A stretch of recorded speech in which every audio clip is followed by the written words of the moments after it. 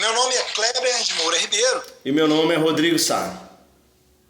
Bom, nós somos alunos da Faculdade Kennedy, do curso de Direito, no 9º período, turno noite, e cursamos a disciplina Direito Processual Penal, ministrada pelo professor Jânio Donato.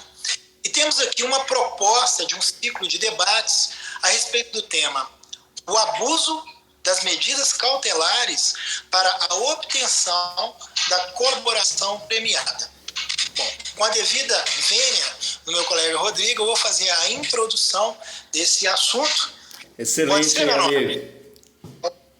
E eu vou iniciar essa introdução falando sobre a teoria dos jogos. É um tema importantíssimo dentro desse tema proposto pela faculdade. Bom, o que é o jogo, via de regra? O jogo é uma dinâmica que possui vários, via de regra, 2 ou mais participantes à procura da vitória, cada um por si ou em equipe. Bom, o jogo processual não é diferente. Nós baseamos os nossos estudos com as pesquisas e o material dos 2 juristas, sejam eles Alexandre Moraes da Rosa e Auri Lopes Júnior, que abordam esse tema com muita riqueza. Não obstante nós tocarmos esse tema aqui brevemente, bem superficialmente, concito a todos a verificarem esses materiais desses referidos juristas.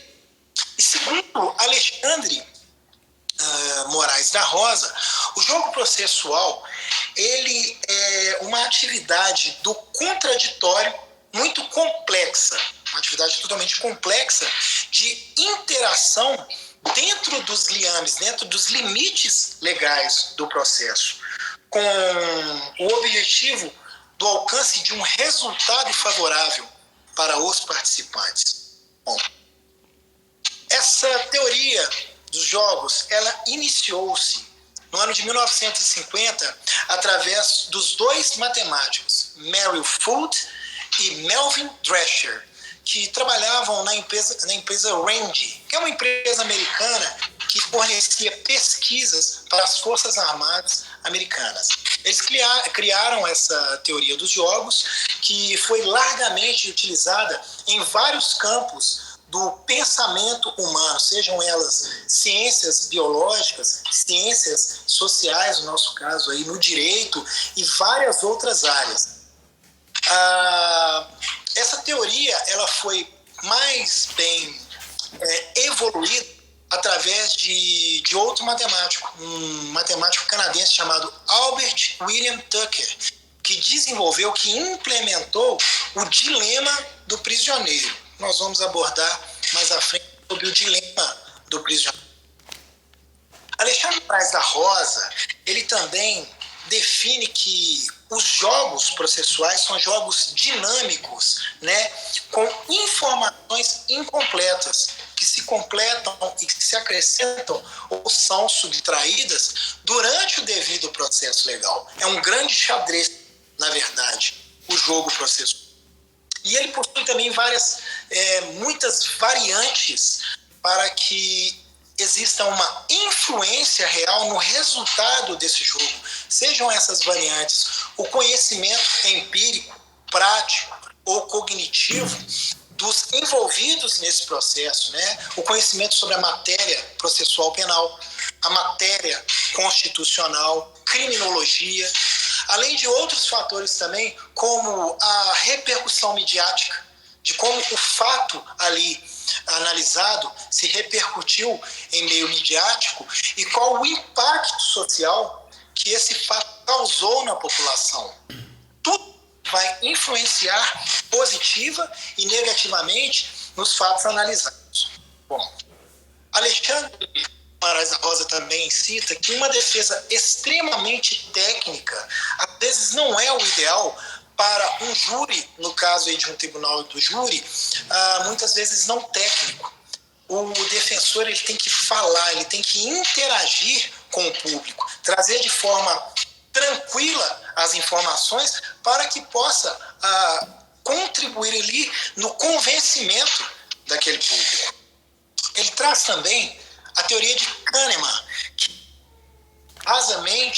basicamente diz que nós, enquanto seres humanos, somos influenciados através das nossas necessidades fisiológicas. Assim também acontece com o magistrado, que é o centro dessa disputa. Ele é o mediador, sendo que nós temos um lado da disputa como jogadores, o Parker, ou o Ministério Público, e do outro lado, como jogadores, em analogia, o réu, a defesa.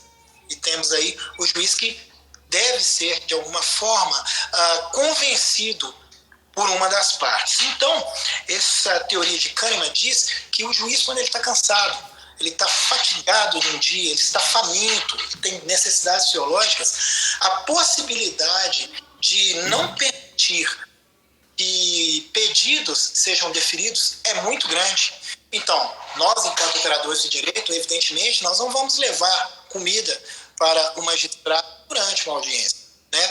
Nós então devemos nos cuidar, nos policiar para que a nossa defesa, nesse contexto, nesse caso, não seja uma defesa prolixa, não desenvolva temas não importantes a rigor para aquele processo devido, observando os pontos que não podem ser dispensados de forma alguma, mas de uma forma sucinta, a fim de evitar esse cansaço, até mesmo o indefimento de várias solicitações ou de decisões interlocutórias solicitadas por nós. Não é mesmo, Rodrigo? Exatamente. Após essa bela introdução, com belos apontamentos e uma riquíssima base teórica, vou dar uma continuidade aqui ao termo, a colaboração premiada, que anteriormente era citada no nosso ordenamento jurídico com o tema delação premiada. Entretanto, esse tema é um pouco pejorativo, quem é o delator, que seria um X9, seria o traíra. Então, como a delação ela tinha muito esse sentido pejorativo, hoje se usa mais o tema colaboração. A delação em si, ela apareceu no nosso ordenamento jurídico desde a década de 90, com a lei dos crimes hediondos. Posteriormente veio a lei do crime organizado, que é a lei 12.850 de 2013, trouxe uma evolução, e por último agora a lei anticrime, que é a lei 13.964 de 2019, que trouxe mais um acertamento das arestas, dos problemas, trouxe, como se diz, uma maior, podemos dizer, evolução, profissionalismo aí da forma de trabalhar com a colaboração. O artigo 3º-A da Lei 13.964, ele define que o acordo de colaboração premiada é um negócio jurídico processual e meio de obtenção de prova que pressupõe utilidade pública e interesse público. Ou seja, é interessante a gente entender isso, que ele é um meio de obtenção de prova, mas ele não é prova. Aquilo que o delator, aquele indivíduo, o colaborador, ele repassa, aquilo não pode ser obtido como prova. Aquilo vai ser colocado como um meio de se encontrar aí essas provas. É importante entender que a colaboração, o termo de colaboração, ele tem que ser por uma atitude voluntária, está acompanhada de provas e elementos de corroboração dos fatos e, de certa forma, contribuir de forma efetiva ali para o desenvolvimento ali das investigações. Ela pode ocorrer desde a investigação preliminar até a execução penal. É muito interessante, a gente levar em consideração isso que é o nosso tema de trabalho, que é o abuso das medidas cautelares para a obtenção da colaboração premiada. De que forma que isso pode acontecer? Quais são esses abusos? Podemos entender esses abusos como, por exemplo, o abuso no aumento de prisões preventivas como se fosse um meio de coerção para a obtenção de colaborações premiadas, o uso desproporcional da prisão preventiva, poderia ter ali uma outra medida cautelar diversa da prisão, mas de repente o que se vai colocar vai ser uma prisão preventiva, além de ameaça de outras aplicações de medidas cautelares, que às vezes até diversa da prisão, mas que acaba sendo de certa forma um pouco mais grave, como por exemplo, monitoramento eletrônico, restrição de direitos, afastamentos de funções públicas. Então, até mesmo como uma prorrogação injustificada de algumas medidas cautelares, como a prisão preventiva, além do prazo razoável. Às vezes não exige mais necessidade de que aquela prisão continue sendo efetivada, mas pelo fato de existir ali um intuito ainda de se buscar esse acordo aí de colaboração, ainda deixa o indivíduo preso. Então, essas ações elas podem trazer algumas consequências e alguns prejuízos para a própria justiça, como uma distorção através desses acordos forçados e até mesmo de violação de vários direitos fundamentais, como por exemplo o direito à liberdade, o direito de, por exemplo, ficar calado, dentre outros. Pois é, fazendo um adendo, cara, Rodrigo, a gente percebe que a medida mais drástica, a medida mais extrema, que é o cerceamento da liberdade, ela está sendo pormenorizada, já está sendo a primeira medida a ser tomada, sendo que ela deveria ser a última medida a ser tomada, não é verdade? Exatamente. Então, ela está perdendo o seu valor e atingindo diretamente, partindo-se do pressuposto, do princípio da inocência, a dignidade da pessoa humana, não é verdade? Exatamente.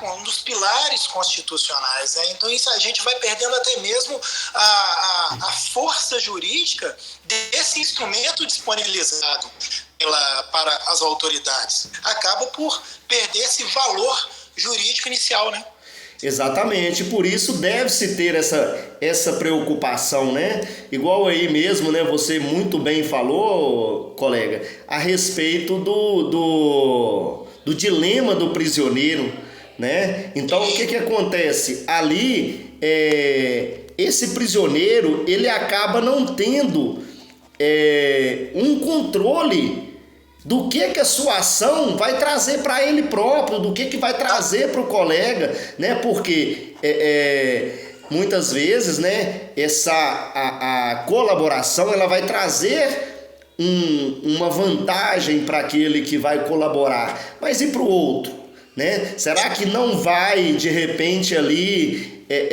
cercear um direito do outro, Sim, é importante sobre, nesse contexto, o equilíbrio de Nash, que é essa teoria baseada em John Nash, que foi um matemático ganhador do Prêmio Nobel de Ciência Econômica, que o equilíbrio de Nash tão somente basicamente um ponto em que, após várias tratativas durante o devido processo legal, ambas as partes, tanto o acusado quanto acusador, não veem nenhuma vantagem estratégica em mudar os seus dizeres. E pode haver aí um grande prejuízo em todas as partes. Então, o ideal é o equilíbrio. Exatamente. E a gente vê aqui um risco muito grande de um prejuízo. Aquilo que o Ministério Público, por exemplo, não conseguiu atingir através de uma colaboração, aquilo que o Ministério Público não conseguiu obter como prova, a delação vai, olha, esse caminho. Ele vai lá e atinge aquela prova. E aí? Alguém foi prejudicado por isso. Não é isso? Exatamente. Temos atuais de grandes operações feitas caindo por terra ali com embasamento jurídico do que das falhas durante o processo, de abusos que ocorreram em referidas operações. Então tem que ter todo um cuidado jurídico para que isso seja feito bem com as bases legais, né, exigidas, para que evite até esse grande prejuízo, porque quanto dinheiro público é gasto para poder manter toda essa operação, toda essa máquina jurídica, e por erros básicos ou excessos, né, erros de excesso, você perde todo um trabalho jurídico que poderia ser magnânimo, excelente, né? Exatamente, colega. É isso aí. Então, mais alguma observação, meu caro Isso Valério aí, Rodrigo? perfeito. Te Finalizado por agradeço mim. a todos e muito obrigado. Muito obrigado a todos aí.